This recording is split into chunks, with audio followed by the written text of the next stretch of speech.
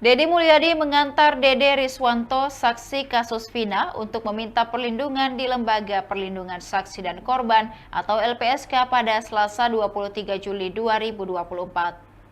Meski tak mendapatkan ancaman, Dede meminta perlindungan LPSK sebagai antisipasi kemungkinan terburuk. Saksi dari LPSK, dan sekarang mohon maaf, Dedenya harus dipingit karena dia adalah saksi utama yang bisa memberikan keterangan yang bisa menyelamatkan 7 terpidana yang hari ini mendekam di penjara dengan vonis seumur hidup.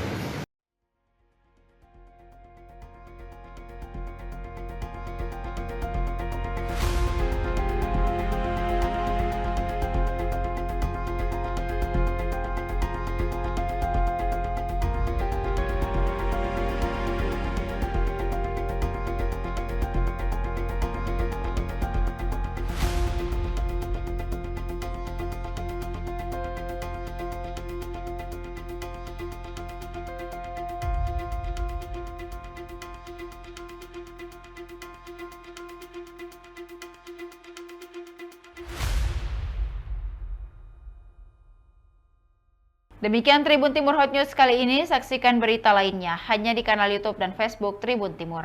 Download Tribun X sekarang, menghadirkan lokal menjadi Indonesia.